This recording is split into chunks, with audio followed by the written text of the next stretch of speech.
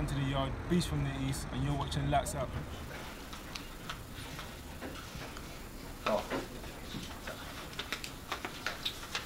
Right, thank you very much for coming along, everybody. First leg of a media tour. We're going up to Leeds tomorrow and then to Belfast on Thursday to publicise December the 22nd. Defence of the IBF featherweight title. Josh Warrington against Carl Frampton. In many ways, it's a fight which kind of sells itself. You know, often you need to hype these things. I think anybody who knows boxing, who follows boxing, knows that this has all the makings of one of the fights of the year. Frank's promoting it, and I'm sure you wouldn't disagree with that one, Frank. I think you've underplayed it. For me, this is, you know, you look at fights that the fans wait to see and want to see, and normally they don't happen until one of the guys is past his best on the way out. I can think of fights like, you know, Lennox Lewis fighting Mike Tyson and so forth. This is a fight involving two of the best British fighters. They're in the top four in their division. They're there. They're certainly the most excited, well-supported boxers in this country. And you don't get no better than this. At the top of their game, the two of them fight each other. This is a fight for boxing fans, boxing aficionados. This is a fight for anybody who's got any interest in boxing, who's got any idea about boxing, about styles making fights. This is the one. This is a fight that really does matter, and I think will go down as being one of the best fights in recent years. There's no doubt about it. You know, they're both, as I said earlier, both well supported. You look at the top ticket selling fighters in this country, the top four: Anthony Joshua, you've got Carl, Josh Carl, whichever it is, and Tyson Fury. They're the biggest ticket selling fighters, and these two guys have got vociferous supporters, passionate supporters, so you know the atmosphere at the venue is going to be unbelievable. It's got all the ingredients of a cauldron and of a great event. And that's what it'll be, a great event. And as I say, you don't get no better than that. And so far as the two guys are concerned, Frank, I mean, my way of looking at it, I think Josh is coming on the back of a career best win against Lee Selby, outstanding in that fight at Elland Road. And Carl showing against Luke Jackson last time out at Windsor Park that he's pretty much, on the basis of what we're looking at, pretty much back to his best. Well, there's no doubt about it. He had a great win last time out, and you know, Carl, I thought, just done, it was textbook stuff, wasn't it? He did what he had to do and done it in great style. And what I liked about Josh's performance going into that fight, I don't think anybody gave him any chance, and he won that fight. He outgunned him, he outboxed him, he showed more heart. He won the fight and won it clearly, and against a guy at the time that, you know, was saying one of Britain's best, pound for pound. That's where he was in the rankings. None of the guys give him a chance. So you've got two guys who are, you know, they're just great to watch. It's a shame there'll be a loser. Yeah, absolutely. Or maybe a draw, I don't know. But the fact of the matter is, it's a really good quality fight, and it don't get no better than this. These are the fights that British boxing needs, and these are the fights that the fans need to see. Because this for me is what I'm in the game for, putting on events like this. Let's start with the champion then, with Josh, coming on the back of that win against Lee Selby, which, as I say, for me was a career best performance. Did you see it that way, Josh? To be honest with you, John, good afternoon everybody, by the way, good afternoon Carl. Went into that fight expecting you know, a tough, hard fought 12 rounds. I was expecting to be walking out there almost collapsing. I've been giving absolutely everything. I can honestly say it didn't feel like that. I went out there and I boxed well. I boxed to instruction. But I felt like I was cruising in second gear. There were times going into the second half of the fight, I've said it many times, I sat down on the stool and, you know, going up near 7.5, I said to my old fella, is it time to go up a gear? And he just wanted me to carry on doing what we're doing, just boxing him and making him look daft, and to outbox the boxer against all odds, especially when nobody was giving me chance whatsoever. Very satisfying, and I backed up everything that I'd said in the build-up and what I've been saying over the years. When me and Lee come to fight, that there'll only be one winner, and that'll be me. And hell of a night, you know, memories will stay with me, you know, to the day I die. And now I've got this world title. I don't plan on giving it up anytime soon. Did you take much persuading into taking Carl on? Because I would have thought, on paper, you could have taken easier options. Yeah, in my own head, when Carl moved up to featherweight, you know, all my pal says it's coming for you now, and you make jokes about it, and you know, you look at Carl's fan base, he's got a hell of a fan base, he's a hell of a fighter. You know, as I said yesterday, head to head, over years I've enjoyed watching Carl. I've almost been a bit of a fan when watching him in some of his fights, and you know, as soon as he comes into your division, then you start keeping tabs on him and keeping your eye out. There's potential fights down the line. Obviously, after beating Lee, yeah, there is options, you know, to have steady voluntaries, but let's have it right. There ain't no easy fight at world level because everybody wants to be where you are. You know, everyone's going to give absolutely everything, no matter who you fight, to try and win that world title. And I won't treat anybody with kind of the mindset of, oh, I'm going to go in there and this is going to be a steady fight. I train my bollocks off just like I do every fight, and work as hard as I can, because you know it means that much to me winning and going forward. Which is when the talk of, you know, the card fight come along, you know, it whets the appetite, and you want to fight the best as a champion. You want to prove yourself that you're the best.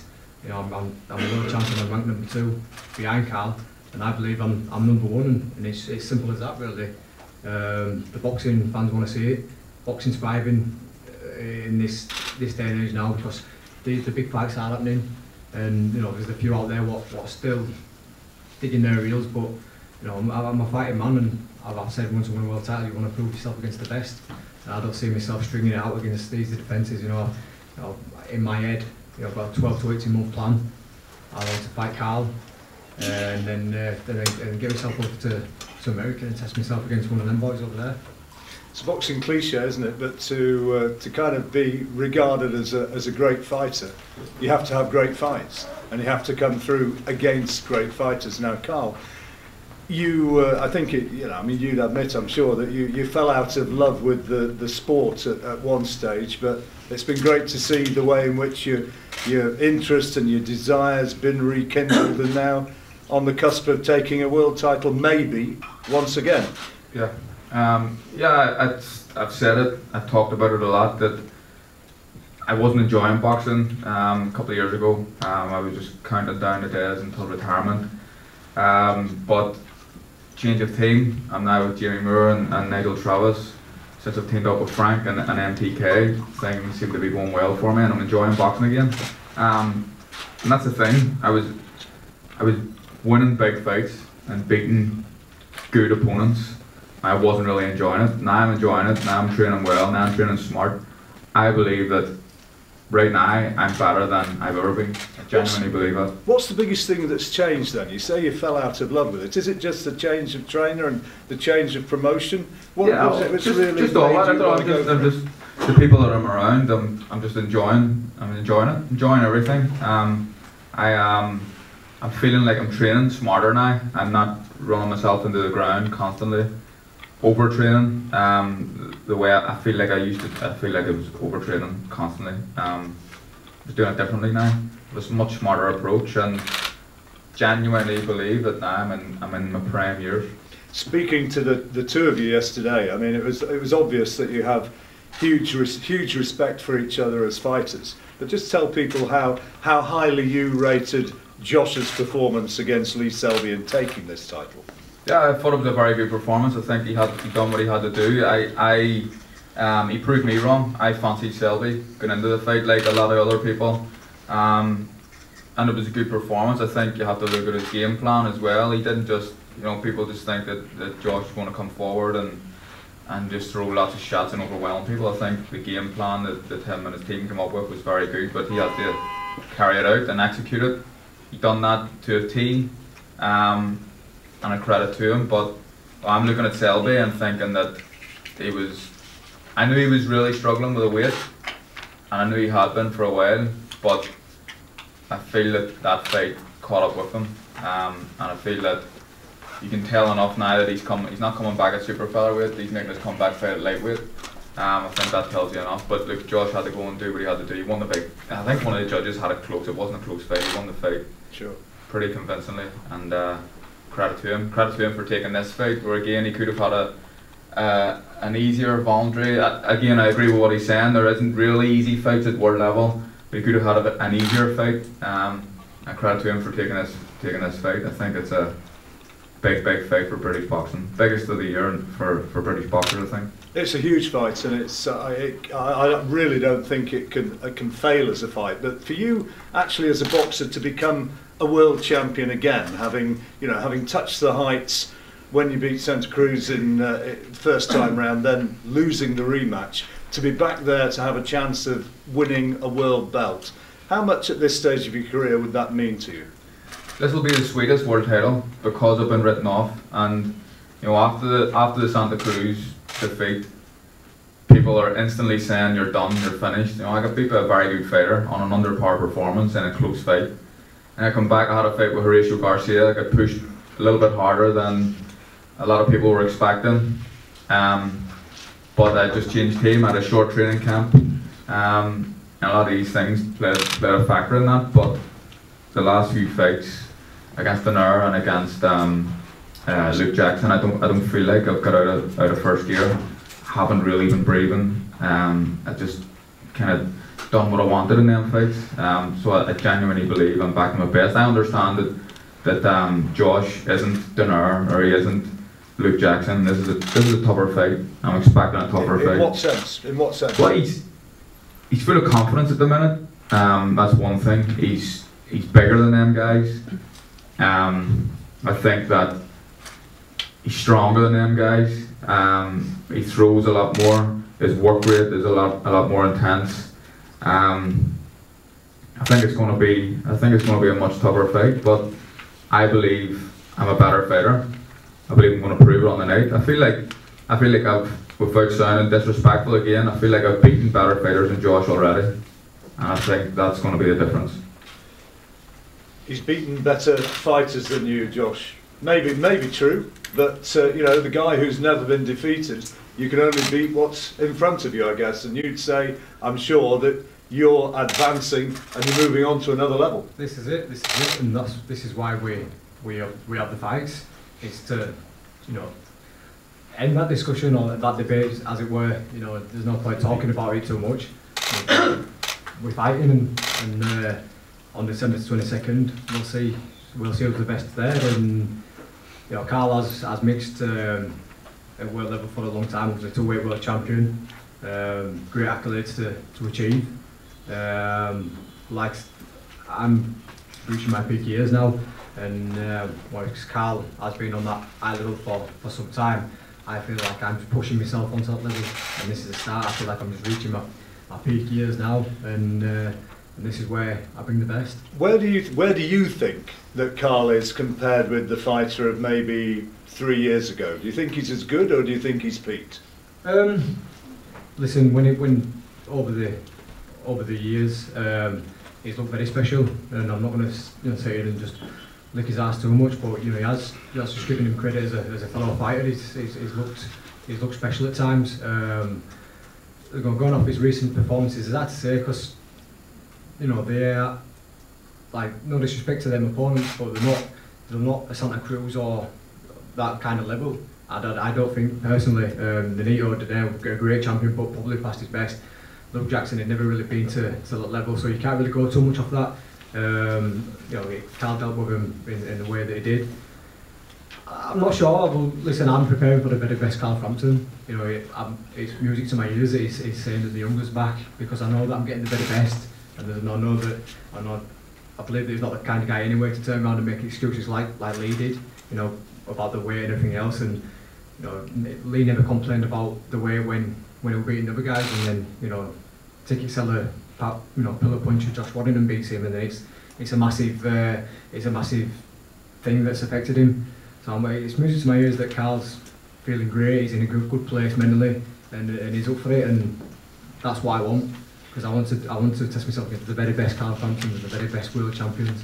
You've been with us at ringside, Josh, working when we've commentated on BT Sport on Carl's fights. Have you seen things? Have you seen weaknesses which you believe you're going to be able to exploit? Yeah, listen, I'm a boxing fan, so when you're watching fights, I wouldn't say I sit there every night with a notepad, scribbling down, but you notice things, and that's a bit sad. Yeah. All right, John, calm down. But no, listen, when he moved to featherweight, you start looking at him in a little bit of a different light, as picturing yourself in there and what you do differently. And obviously I was at ringside for when he had his second fight with Leo Santa Cruz, and I watched quite a few of his fights with you guys ringside, and I think not just myself, me and the team, of my dad and Nick have seen certain things, and Carl's a very smart fighter, so we'll have to come up with a few different game plans, but I think we believe that we'll win the fight, and we can win the fight comfortably as well. There's a lot of energy in the fight, but I think I can have the fight going the way I want it to.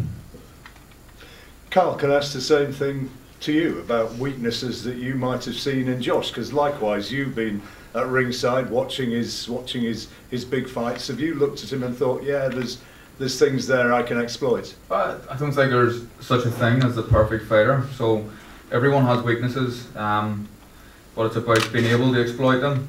I believe I will. I just believe that I believe we'll be able to come up with a game plan. And again, like Josh says, there'll have to be a number of game plans, because he proved in the fight against Lee Selby he's not the one-trick pony that people maybe thought he was before the Selby fight.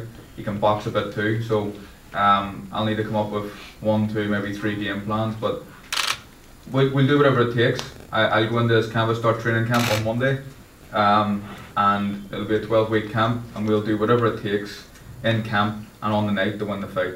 Did he surprise you against Lee? A lot of people thought he was just going to plough forward. It was going to be all-out aggression. He showed that he got a lot more than that. A lot of the time he was, he was effectively waiting for Lee to come to him and fighting as a counter. Yeah, no, I said that. It did surprise me, but I think the tactics his team as well. Well, I'm sure he had a bit of input as well, but the whole team, they come up with the perfect game plan. Josh carried it out obviously to a T, but I think the tactics that they employed on that night surprised people, but it showed a different side to the Josh Warrington we've seen before. I'm sure tickets at Manchester, the Manchester Arena, what's it set out for, Frank? I mean, these are going to go fast, aren't they? Just under 20,000 seats, as we know, and I think tickets are on sale. When is it, Fed? Wednesday. Tickets going on sale on Wednesday. Sale on Wednesday, yes, and they're on sale on Wednesday. And listen, the guys have taken most of the tickets with their support before you start. So if you want tickets, you better move a bit lively, because they'll be gone. Yeah, I mean, it's you're both used to fighting with your passionate support on home territory. You've just come from Windsor Park. You've just come from Elland Road, neutral territory this time. How different is that going to be? First of all, Josh. It's exciting. For the last 4 or 5 years, I've been, fighting at Leeds. I had the own comforts, only 10 minutes away from Wembley, so steady away. It's going to be nice to have a bit of a change of scenery. Obviously, 22,000 is going to be a hell of a crowd as well. I've been over to Belfast and seen Carl's fans, and they're very passionate. They love the boxing. They show a lot of respect. Even though they slagged me so off when I got it ring last time. It wasn't from Tesco, by the way, you cheeky fuckers. But it's one of them. It's going to be a good night. Listen, I'm not going to sit up here and do Frank's job, because I'm a fighter, but this is going to be the best fight of the year, without a doubt. You've got 2 hungry fighters, one in the pool, which was the best. There's no bullshit, no fake, beef between each other. It's just 2 lads seeing who's the best, and not only that, you're going to have a hell of an atmosphere.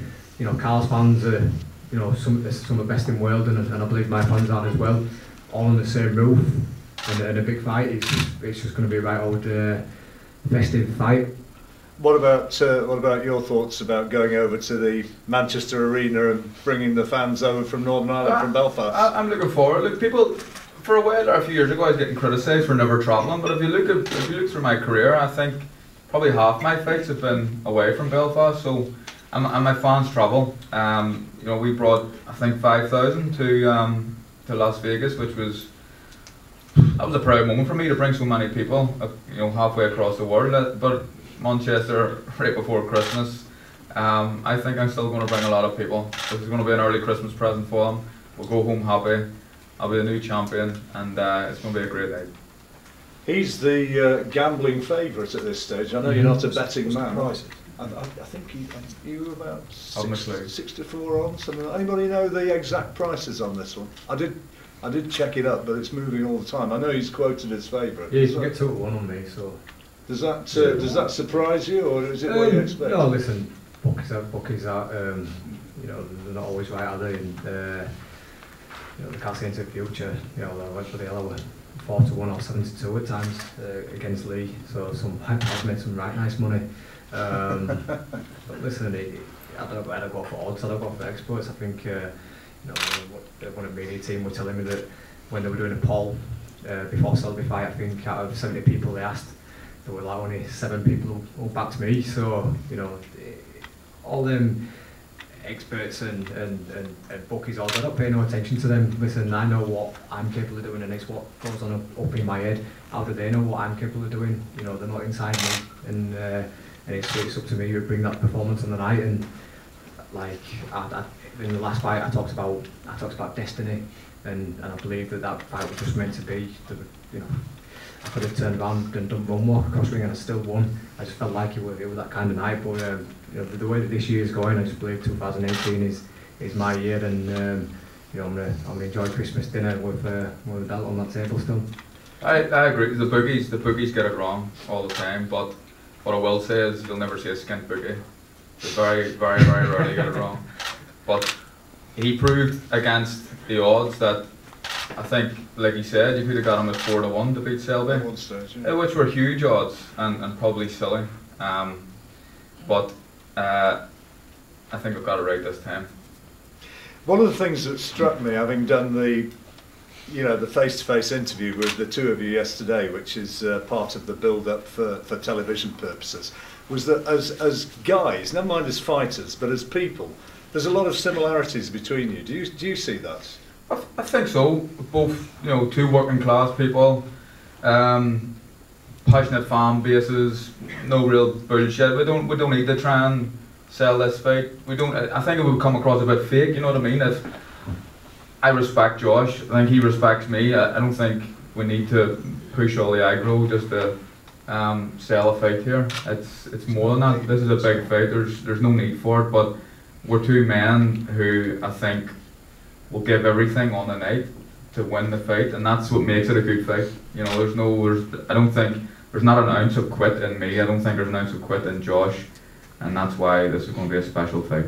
Do you agree with that one, Josh? Oh, listen, I just echo what he's saying there. You know, both come from nothing to the dizzy heights of world level.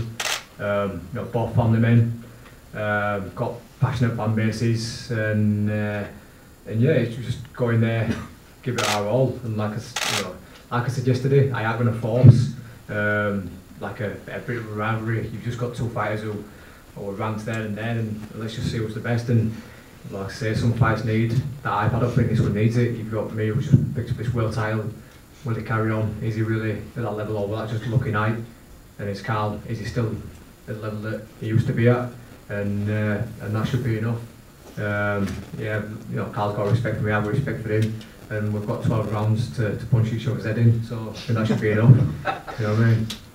Frank, you've been doing this for a year or two now. When you hear the two fellas speak and you look ahead to what's going to be happening on December 22nd, I mean, the overriding thing is that these are two fellas who are a real credit to boxing, and that's not every time that you can say that. Oh, they're a credit to boxing and credit to themselves. And you know, you talk about hype. The hype of this fight is the fact you've got the two guys at the top of their game. Two guys at the top of their game who are willing to step up to the plate and make a fight that, you know, which for the fans is a joy. The fight's the hype. They haven't got to do all that rubbish, you know, and jump in each other's face and all that crap. It's just not needed. These two guys are well respected within the sport. They're respected by their fans. The reason they got so many fans, both of them got so many fans, because they know when they get in the ring, they give 100%. That's why they're with them. They are men of the people. They're fans associate. They can see it. You know, when I'm in Belfast or Leeds, involved in the fights, all you hear is good things. You never hear, and you know what it's like in boxing. Someone says, "Oh, I hope he gets beat." Yeah. Nobody. They're all for him, and that is, you know, that tells you all you need to speak volumes for the respect that everybody has for both of them. And I'll when just, you, I'll just add, sorry, John, I'll just add to that, you know, listen, you know, I know it sounds like we're getting off of each other here. We are going into ring to wear each other, and like, I do draw a line at going out for a meal with him. Like, you know, I said this to him yesterday. I draw the line of going out for a meal together night before a fight. You know, I don't want to go as far as that, but That was after. I wouldn't have done it before. I was done before. Sorry, I do apologise. But like, you know, I'd offer to buy him a pint after. You know, and that's it. I think in the previous build-up to the Selby fight, you know, people seeing a different side to me against Lee.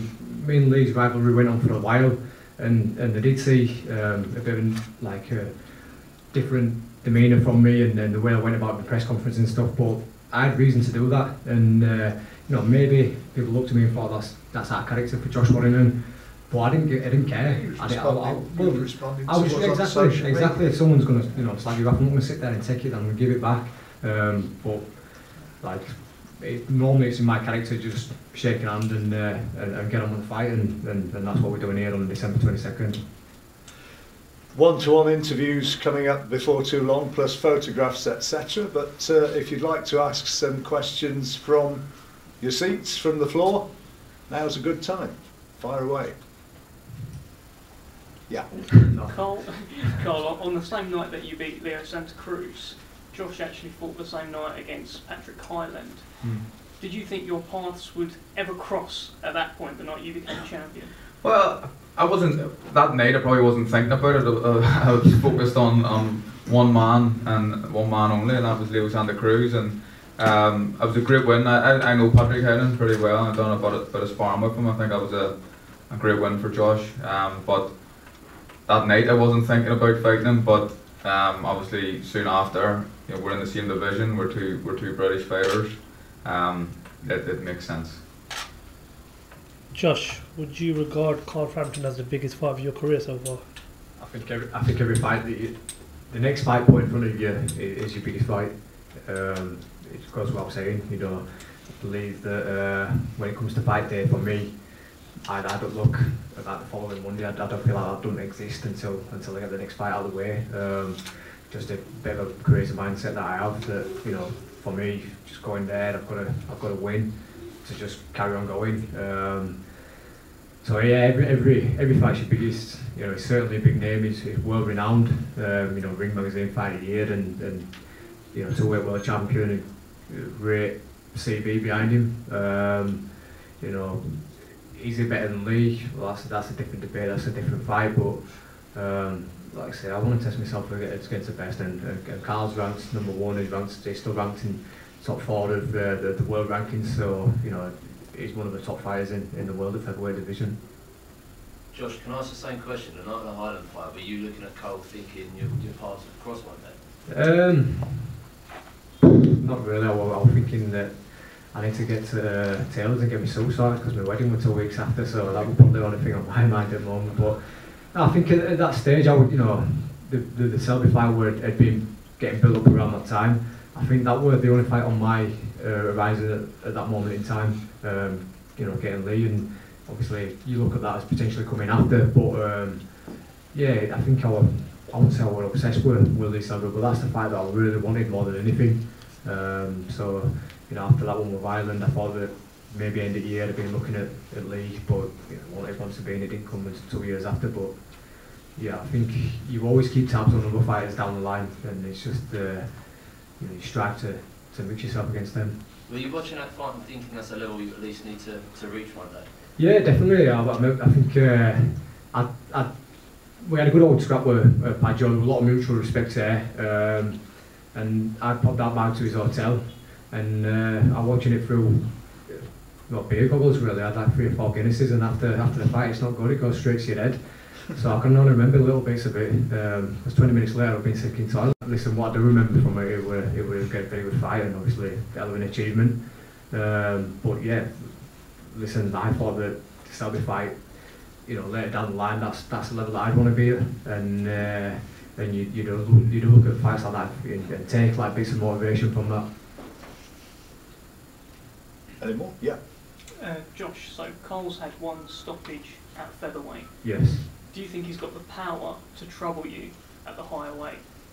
We'll have to see when we get in there. You know, I think many people have said that you know, they were going to blast me out in 5 rounds. I think it's, you know, it gets annoyed that I've got a decent chin. You know, I've never been down. I said this yesterday. I've never been down in sparring or training. I've never been down in a fight. I never felt like I've been rocked or hurt. You know, Carl puts his punches together really well and he's sharp, but do I think he hurts me? No, well, no, I think if you get jabbed on the nose, it's not going to be nice, but I think I can take whatever he throws at me. I think my defence is a little bit underrated as well, but that's not to say that I don't have to be switched on and keep the man's eye. You know, I don't think he's the biggest punches of the division. But like I say, that's not to say that I'm not going to be wary of what's coming. Any more? Yeah, I'll just finish saying this, that all them idings my dad used to give me as a kid, it's paid dividends, so that's where I get a bit of a chin from. I tell you what, there's a lot of fans who'll be watching this one way or another. Just before we wrap up, just tell us, both of you, how much it means to have the passionate support that you've got, and how much, you know, you feed off it and it helps you as a boxer. Yeah, look, I've talked about my fan base and how I use it to my advantage. I think that it always adds something to my game, and people expect you to win fights. You know, when they support you, they just expect you to win fights. So they're passionate fans, and they want you to win them, but they expect you to win them. And I use that expectation to my advantage, and the noise as well they create, I use it to my advantage. And I think that it's going to be different this time, because it's going to be split down the middle, yeah. And there's going to be noise for me, and there's going to be noise against me, but there'll just be noise on the night, and I'll use it for me. Josh? Yeah, I've said many times in many interviews, press conferences, you know, I believe that like the 12th man, you can see the difference of a football team when they're playing at home and they get a noisy crowd behind them. When I boxed in arenas, or especially the last fight at Ellen Road, the crowd was fantastic. Listen, we won't be where we are without the fans, without the paying public, and a lot of my fans I still sell tickets to. It's what I grew up with, and I appreciate all the support that I get, and they've been very loyal. You know, I've got pals who, you know, not gone to weddings and changed dates, rounds on holidays, and lost thousands of pounds just to be there at my fight. So, you know, a motivation for me is when I get in the ring, I'm not just fighting for myself, I'm not just fighting for my fans, I'm fighting for my fans as well. You know, it means a lot for anyone who's coming by, and especially this one, you know, 3 days before Christmas, it certainly is a big ask, but you know, I've already had a hell of a response in demand for tickets, and there's going to be a fair few there on the night, so listen, just enjoy yourself and make plenty of noise. Frank Warren's promoting it, and right to have the final word, I think. Well, boxing fans, Christmas is coming 3 days early, and you're going to get a cracker. This is going to be the best of the best, and I promise you'll enjoy it. Be there. Thank you very much. Watch it on BT pay-per-view. Indeed. Thank you very much for coming. I hope you've enjoyed hearing from the two. We'll do some photographs now, and anybody who wants one-on-one interviews, I'm sure the guys will be too happy to oblige. Thank you very much indeed.